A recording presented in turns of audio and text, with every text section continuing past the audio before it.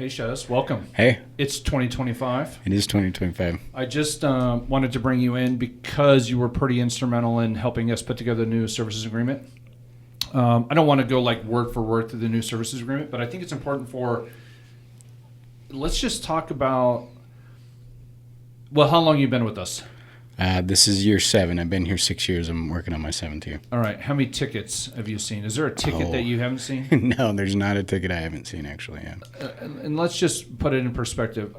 When we first started, right? I mean, we didn't have the IT services. How many tickets a day were we doing?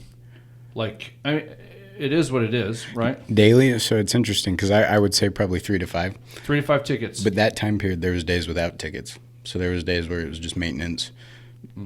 Infrastructure, review. So okay, and so we got into that. Let's just talk about what was the daily, let's talk about monthly. What was the monthly ticket count on average, right when we took over or acquired Integranet?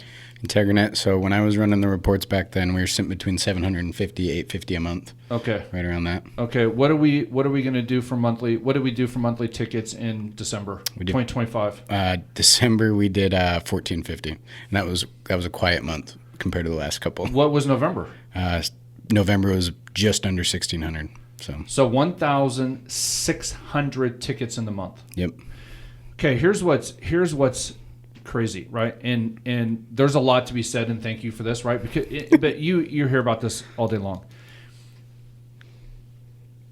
Has the level of support fallen off as we went from 700 tickets a month to 1,600 tickets a month? Not at all. Nope. Okay, so we are still delivering 329, right? We respond to every ticket within 29 minutes. We answer every phone call in 3 rings, and we continue to take in huge volume. Yeah, I mean, that hasn't changed at all, and it shouldn't, because that's our North Star, for lack of a better term. That is our barometer for so many things here. So, no, it hasn't dropped at all, and it can't. There's just no way for it to. Well, yeah, I mean, the process is, right? So the other thing is, in perspective, is we put our IT management platform in play, right? Now, let's be honest with you. If we had to go over and do it again, we should have put it in play before we put Integranet. That was a lesson learned. Yep. Because that was, I mean, painful, right? And that's coming up on a year.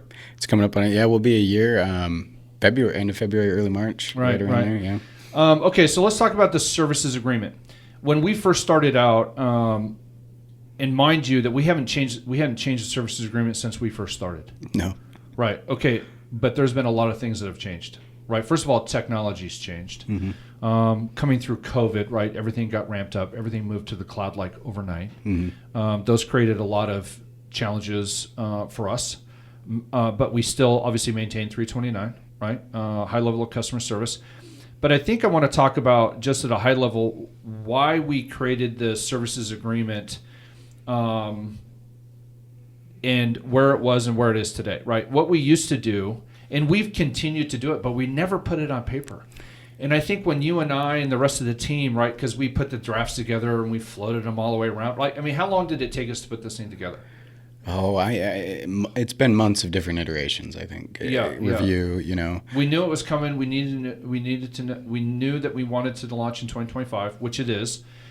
I want to say we started that thing in June. I would say at least June. First draft, right? And it's been through all kinds of iterations, right? And, high-level drafts and getting it pared down, right? So it was less words, right? Probably started at 25 pages. The good news is, people, it's down to 7. And just so we're clear, you can find the new services agreement. It's live right now, smatatech.com/SA. And you can kind of go through and read through it. We'll be sending them out on email with this video, so you can go through and read it. That new services agreement will be live and ready to go for all communications, invoicing, quotes, and all that other stuff on February 1. So we're ready to go. Yeah, it's time. It is time. So one of the things that we wanted to do was we just needed to put something on paper to talk about all the great things that we're doing, right?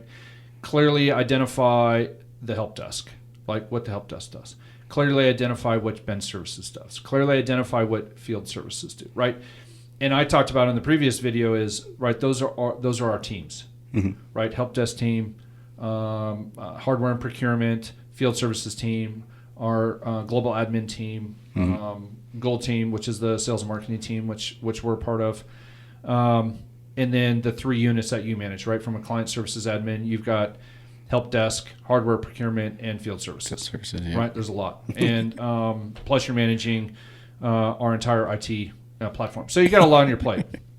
But what is kind of some of the things that you think are important that you wanted to see in the services agreement, and why did you want to see them? Yeah, well, I mean, to start, like you said, we kind of just hit it. We just kind of started, 6 years ago. We just started supporting clients, and I think did a really good job.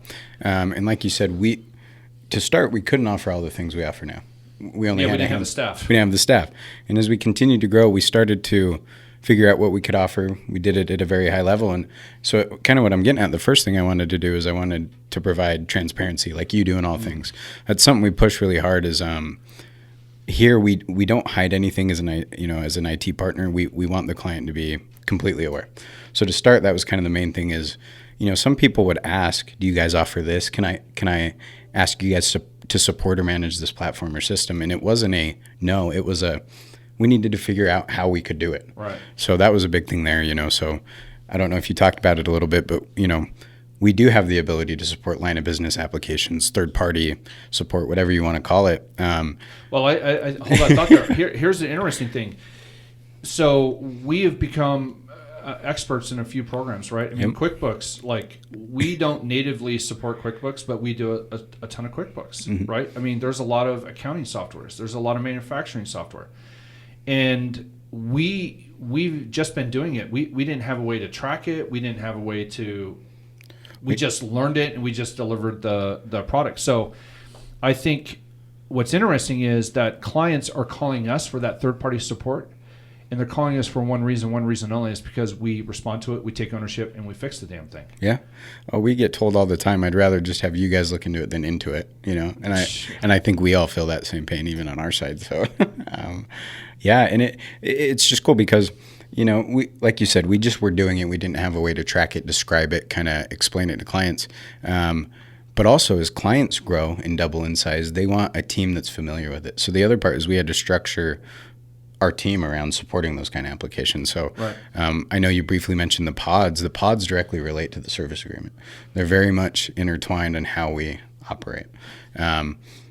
So in my opinion, the ability to support line of business applications and customer-specific things like tax software is directly related to having pods that are well-equipped and well-versed in those systems. So yeah, and I think it's interesting that the services agreement is fully in alignment with the way that we've structured our team, right? I mean, if you were to read through the services agreement and then walk in our office and read through the agreement, you could read through the different paragraphs and the different subheadings and like walk around the office and completely identify, okay, that's that group, right? Help desk services, field services, right? I mean, it's so powerful. That's why we love when potential clients come into the organization, because first of all, this is their entire IT team. It's not one guy. It's 18 guys now, because we just hired Steven. It is so powerful. Like all the heads-up displays, all the monitoring, all the guys. Like, I'm just looking out there, right? That's a powerful organization. Yeah, the collaboration going on. Collaboration, like, I mean, I love it when I come into the office and I see 2 or 3 techs hovering around Victor, right? Or I see everyone in your office hovering around you about what's going on. I think it's also important to understand that we're a learning organization. Yeah. Right. I mean, we're in a constant. We don't know everything, right? We have the technical background to understand and ask the right questions and go to find the answers. But I tell you what, technology is moving so fast, and our clients rely on us to understand where that is. And I think it's also important to understand, and our current clients know this, is the fact that when a ticket comes into us, we own it. Right? We own it all the way through. Yep. Right. So, okay. So. Third-party business lines, right? That was important, right? To get it out there and say, okay, here's what we support, here's what we don't support. If we don't support it, here's what we do. Yep. Right? Full transparency. Okay, what else on the services agreement? Yeah, I think that was a big one, obviously, the line of business. I think we also did a really good job at kind of explaining the procurement and hardware team. I think there was I think everyone's familiar with Will and Jeremy by now. Most of the clients are. They do a really good job, but I think it just helps kind of provide, like I said, that visibility into exactly what's included there. The other thing is Will has done a really good job at documenting these kind of Will is the document king. He is the documentation king. Dude. And a lot of people didn't realize that Will, well, maybe not a lot, but there's people that didn't understand that Will will build custom guides for you and your employees. So now we have a way to bring that up and show people, hey, this is something Will's willing to do for you. It's completely customer specific, client specific. So I think that was a big deal because, we just had a call with a client recently, and I said, we want to hear from you as much as you want to reach out to us. There's no too many calls, too many emails, because our goal is to feel like we're internal. So being able to describe, hey, you have a line of business application that you think is just so nuanced to your business, we are more than happy to become acquainted with it and help you support it. You have a very specific onboarding process. There's a lot of our clients that expect when a new employee comes in the day they start that they're ready to work, emails ready, everything. Will has the ability to do that. We just need to work with you on documenting that. So the ability to kind of provide that. I think we added a lot of language around our kind of licensing and our cloud services, cloud subscriptions. Microsoft's the thing. Because there's all these marketing ads getting thrown at people for password security, email security. So it's nice to kind of show, hey, we know what we're doing in those fields. Here's what we use. Here's how you can opt into it, or ask Charles about it, or ask Shez or Chris. So a ton of just detailed information, I think, that was available if you called in, but now it's part of the service agreement. Yeah, so endpoints, end users. Endpoints, end users, yep. Most people, we do a ton of mobile device. We do a lot of mobile devices. We do a lot of mobile device, right? It's a thing in a lot of our clients' infrastructure. It has to be managed, right? And it has to be secure. And we're gonna talk about security as a whole thing, right? In fact, I'm gonna shoot a video with Scott to talk about. We pull out cybersecurity. We get really clear on what cybersecurity is, right? And we extrapolated that out because it's its own monster, right? It's got its own tools, it's got its own reporting, it's got a compliance component tied to it, but we're not shying away from that, right? We're hitting that thing full head on. So we go through that. Hardware as a service. We're hardware as a service. Clients for us, if they want great infrastructure, but they don't want the capital outlay, they just want the support and they just want to pay for it monthly, we've put that into play, right? People are like, well, how are you going to be doing that? We just do it, right? It's not hard, right? It's a simple calculation, right? Either you pay for it, and the thing is that I want to do it, and I want to do it for one reason, because I want everyone that works with us has to be on our infrastructure standard. That's probably one of the things that's very different from us. And the fact that you got to be using our infrastructure, our network stack to provide the level of support, right? It's not, and we've talked about this before, it's not the fact that WatchGuard is better than Meraki or WatchGuard's better than SonicWall. What it is the fact that I got 8 WatchGuards in stock. So when your hardware or your firewall fails, we can roll a truck, pull the config, and we can deploy and have you back up and running in North. It's the fact that I can't do that if I'm supporting 6 different brands. Yeah, that's an interesting one that I think we did a good job describing, because sometimes just like cybersecurity, I think a lot of MSPs and IT companies, competitors, you may say, they throw those out as maybe not buzzwords, but they just throw them out to check a box. Oh, yeah. Right? And I think it's smart. It's very actually useful for the clients to understand that cybersecurity is pulled out for a reason. It's used as this big beast, in my opinion, in marketing, when it's very tangible, specific things, but it is different than managed IT support. It is its own thing. Right. So that's why we separated it. But on our infrastructure, it's not only that we have 8 in stock. Our technicians are so familiar with that infrastructure, they're going to be better able to get your business back up and running. Right. If you have an issue with a vendor, you have an issue with the internet service provider, when we know the infrastructure that's from that point on, we do a lot better job at helping make sure you're back up and running. And think about how much accountability we have held Sparklight to. I need to do a video on the best ISPs in the Treasure Valley, because They are terrible, and we have instance over instance over instance where we have called bullshit on what the techs are saying and what we're seeing, right? And Yep. I think our clients really appreciate that. And so there's the reporting, right? The monitoring, the firmware updates. We're going to talk about this with Scott, but most people don't understand that firewalls need to be consistently managed and upgraded. Yeah, they're The threat actors. What people don't understand, and I'm not getting into this, but because Scott and I are going to shoot a video on our security platform moving forward, is that the threat actors are real. yeah. And it is like intense. If we were, we go back and look at a client that didn't have the best firewall and didn't have it configured correctly, and we were pulling the attacks, right, that we were seeing when we pulled that out, we put our firewall in, and the shit that we were seeing coming through that, people, that would scare the shit out of people. Yeah. How much traffic coming from Russia, how much traffic coming from, maybe I shouldn't say the countries, but it's a real deal.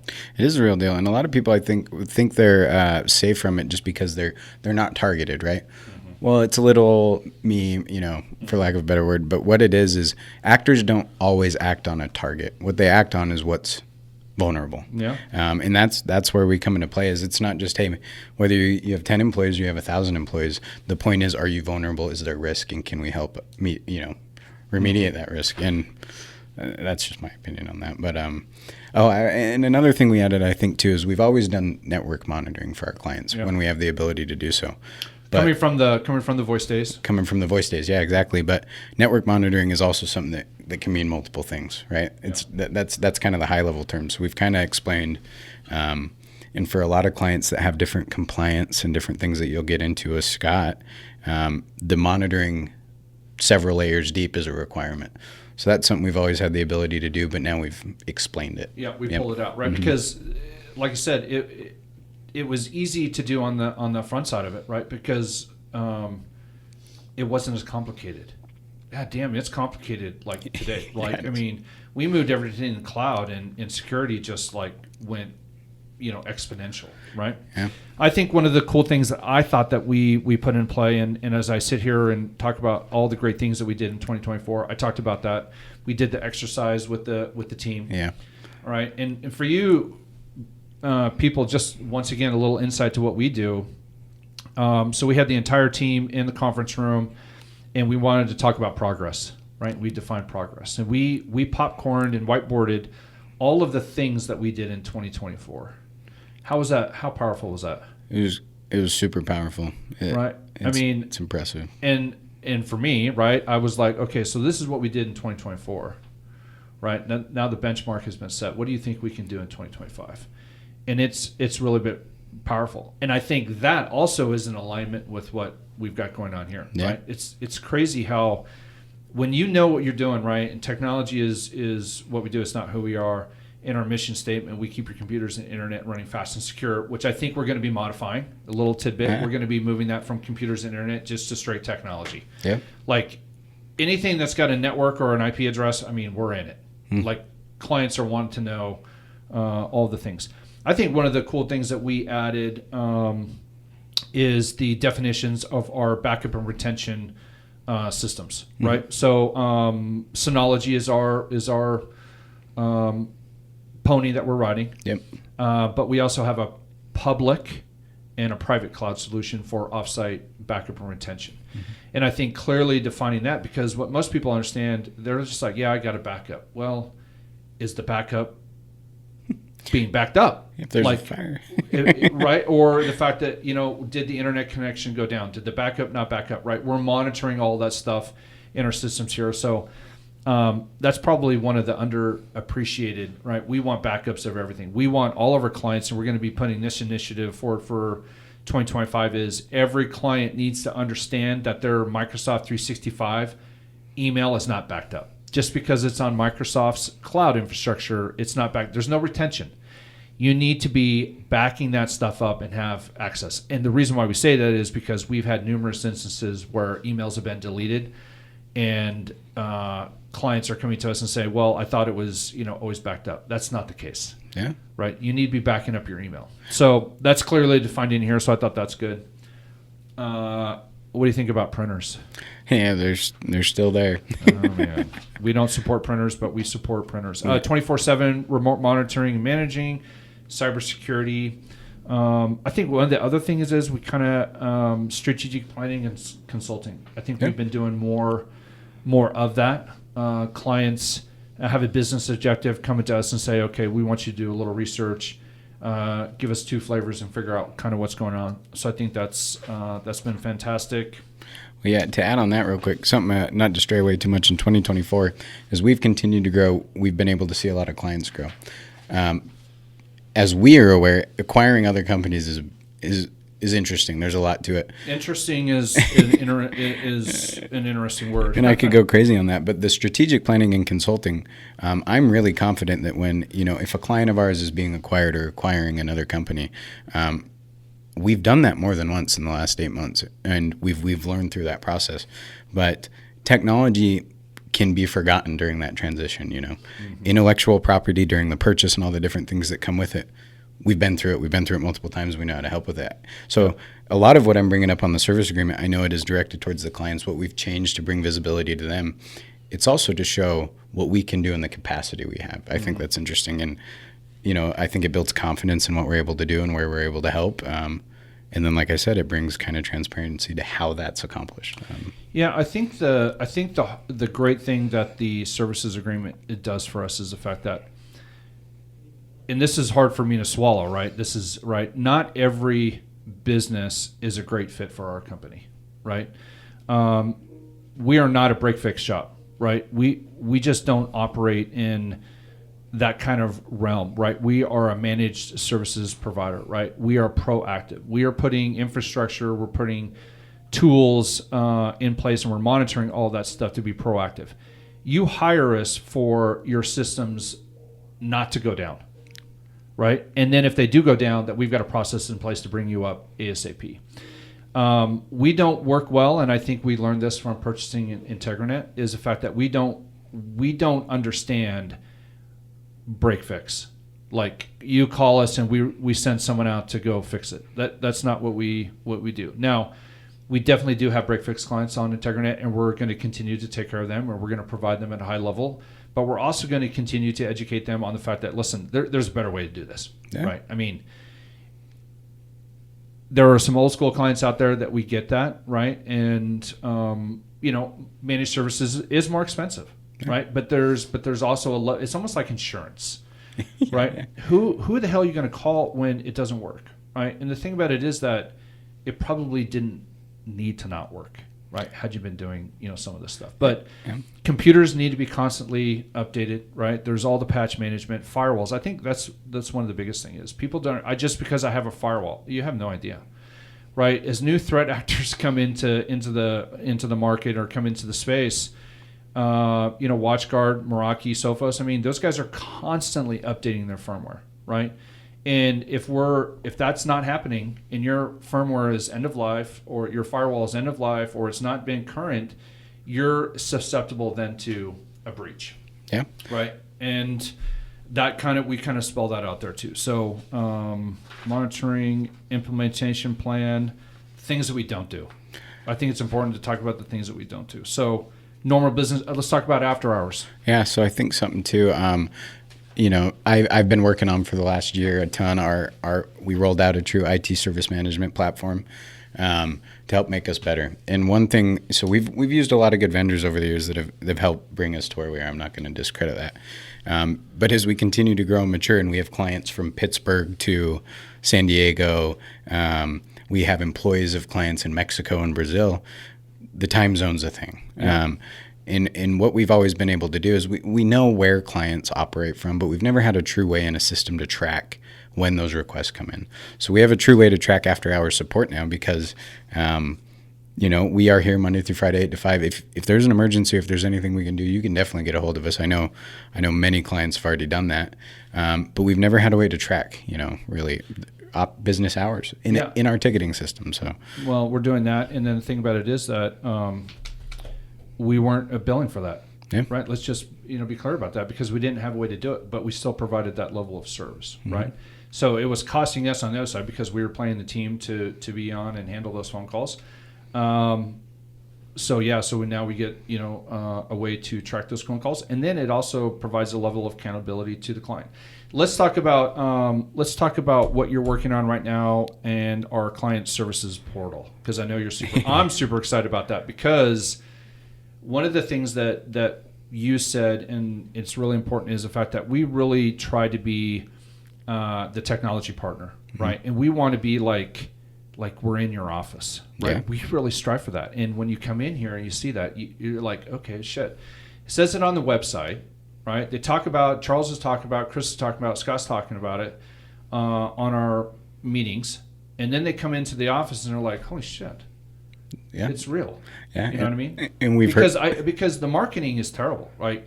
You can say anything on a website, you can say anything on a placard, you can say anything on a billboard. But that's why we bring clients in here. You got to come see what you're buying. Yeah. Well, and how we operate. And I think it's cool because we've had a couple of people mention when they come in, they go, "Oh, it's exactly like you told me." And you kind of make the joke of, "Well, of course." Right. And then they get a tour and they get to meet people and they get to see the bench and they get to see the inventory and they get to see the back of it becomes real. It's an experience, yeah. And yeah, so that's a great word, experience, yeah. Kind of like you mentioned on the client service portal. So to tie into the MSP break fix, I am obviously biased towards MSP and what we've been doing over the last 6 years. And there's fits for every different client. But the reason I really like the MSP model is what it does is it puts IT in alignment with your business, is how I think of it. Don't wait for something to break to have it be fixed. Let's proactively fix it before it's an issue. And it's the same way, whatever industry you're in, you're always trying to keep up with your competitors. It's the same thing. Let IT be in alignment. Let them be proactive. And one of the ways we're trying to do that is we moved to a new ticketing platform called Halo PSA, to throw the name out there. Our competitors are watching that. Right. And it's a popular thing, but one of the things we're able to do is we're able to white label client service portals. So customers that have been with us for a long time, Jesse, people like that, they've always had access to the different ticketing portals, but that's what it was. It was a portal with the tickets. What I've been fortunate enough, and I'm still working through a lot of it, is we've been able to integrate all our different systems into this new platform. Right.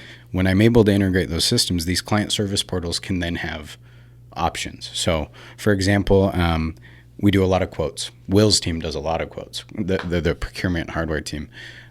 He does more quoting than Charles. He does way more. And, of course, sending it over email, it works. It's definitely doable.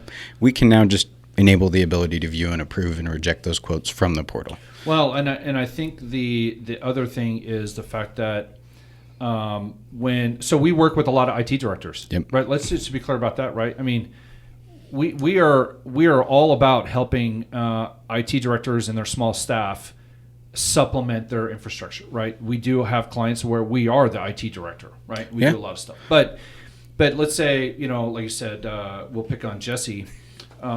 Is the fact that he's not going to be managing all of the things that we're doing for Zenify, right? But if you were to, now he can go into the portal and he can see 100% transparency of everything that we're doing for his organization. And that becomes really powerful, right? And so we're rolling that out for, I don't know if beta is the right word, but we've got a dozen clients that we're going to be rolling that out for, because one of the things is we want to get into it, get it tuned up, get it done. But they see all the quoting, they see all the tickets, right? They can go into a ticket and they can see the entire work product about how we're working through the ticket. Mm-hmm. A lot of companies don't want to do that. They don't want to give that. It's some secret sauce, right? And it's not. We want to empower you, right? In the fact that we're here, we are internal, we are transparent, right? Do we make mistakes? We absolutely make mistakes. We're not perfect, but I guarantee you that we're always trying to get better, right? And the other thing is we own up to them. Yeah. Right? Well, there's been a lot of hard conversations that we have with clients in the fact that, we let that slip. Yeah, and that's part of being human. But the other part is a partner, is a business partner, an IT partner. How do you show how valuable you are, how good the relationship is, while hiding that and not being transparent? I just think I think it's a no-brainer. But a quick plug here, I guess. Anyone that wants access to this, that watches the video, please let me know, because I appreciate the feedback. How do they just send it into? Send in a ticket, and I can get that enabled for you. So it's kind of enabled by default. But what's awesome is a big IntegraNet client that we've been doing some awesome work for. She had kind of a specific niche workflow that IntegraNet was providing for her. Mm-hmm. It was done a little interesting in my opinion, and she kind of, with some back and forth communication and what she needed, gave me a really cool custom tool I now have built into that self-service. Kate, we're shouting out to you. Kate, and then even Bonnie I want to kind of shout out too, because of course I think the visibility of the notes of exactly where the status of a technician is on a ticket, I kind of joke it's like the Domino's pizza tracker. Mm-hmm. I think that's valuable. But, I know how messy my email is. I know how messy your email is. Bonnie brought up that with her being the IT director, it's easier for her to go into a portal and track comments and responses that way than she CC'd on so many tickets a month. And I didn't think about that. It's really valuable for her to have a single pane of glass to track all that. Yeah. So that's an organization, just a simple organization of the communication. And then, like I said, going from there, we have some awesome plans. I want to enable the service catalog. I want to self-service licensing and subscriptions, requests for quotes, so we don't always have to send the quote if there's a request. And then we're going to tie it into our ARM image at some point. So something I'm noticing is as businesses grow and they get busy, employee downtime is a big deal. We always know that. But employee productivity, I think, is a bit different than downtime. An employee may not be down, but they're having an issue on a machine or something that's slowing down their workflow. I can build in quick repairs to this self-service portal that they can do themselves. So, like I said, that's down the road a bit, but there's, we don't want IT or technology to ever be what's limiting a company from whatever their 329 is, whatever their standard is. I never want their computer or their technology to be the hang up there. And that's what the self-service portal is going to give us the ability to do. From the quoting, the licensing, the hardware, all the way down to just the simple, my machine's behaving poorly. So it's really cool. I like I said, the clients and the feedback they've given me, the things they asked for is what's helped made that kind of happen. But it's exciting. I think it's interesting the fact that we asked for that feedback. Yeah, and we don't ask for that feedback just for 4 stars on some blah blah blah. Like, we have legitimate, we have really great conversations with a lot of our clients. We're going through all the year-end conversations with those guys about what worked in 2024 for you. What did we do right? What did we do wrong? What are you going to be doing for 2025? Because we genuinely care. Yeah. Right. And we don't have conversations to have conversations. We have conversations that we want to be better. Right. My job is, I don't sit on the technical side anymore, right? My job is to make sure that the company is performing at the highest level possible, right? And the way that we do that is the barometer of feedback internally, feedback from our clients, and just right. You guys get tired of me hearing it, right? But it's constantly development, right? It's progress, right? And that's why we did that exercise. Okay, let's just talk about this, and we're going to wrap up on this. This is the last question for you, Shez. Why do people want to hire us? Well, put you on the spot. I will tell you, I don't think it has anything to do with our IT expertise. I think that's definitely a big part of it. We work with reputable vendors and all of that and the other. But I think the biggest deal is the non-technical part of Adams Technology Group. I think it's the biggest thing is you get a human every time you reach out to us. There's no canned response. That is something I'm just not a fan of. No chat bots. No chat bots. Now we may enable some different ways to get a hold of us, but the reason people want to work with us, the biggest thing is the transparency. If you want access into our tools for your organization, we will absolutely do it. You can see exactly what we're monitoring and how we're doing it. And the other part is that we're going to talk to you about it. It's not some hidden secret sauce. We're just honest and upfront. And we love what we do. That's the other part is, I know I kind of make this joke with the guys a lot.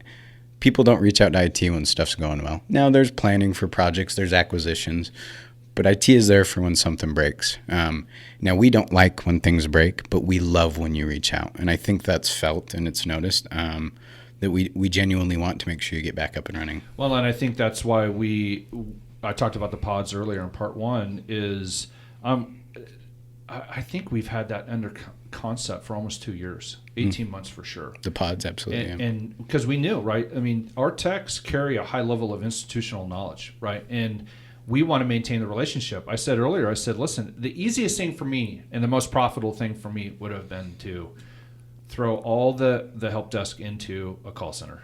Yeah. Send them into a queue and we'll just kind of get to them what we want to. But that's not what we built. That's not what we want to build. That shit's the easy way, right? What if it's easy? No, I'm not doing it, right? I mean, that's the competitive side of me, right? Let's figure out why it's an industry standard and then rewrite it. And I think, there's a lot of great things that we're doing here at Adams Technology and the old Smatotech, right? And I didn't even talk about that. Is we're going through a rebrand. We're moving from Smatotech to Adams Technology Group. So, all right, Parrish is giving me the buzz here. Listen, I appreciate your great work. 2024 has been fantastic. You've been a great part of that. You got a great team out there. I love all the conversations and pulling you in and talking about all these ideas and spitballing them and then putting it together. But I will tell you, this services agreement there was a lot of hard work into this, and I think our clients are going to be super excited about the new services that we're offering, the clarity, the transparency in what we do and what we don't do and how we do it, right? And I think that's important too. So I appreciate you. Thank you. And just so we're all clear, this was spur of the moment, but you did it fine. Yeah. So I appreciate that. No, I appreciate it. I'm excited. Okay. New year. Yep. Thank you.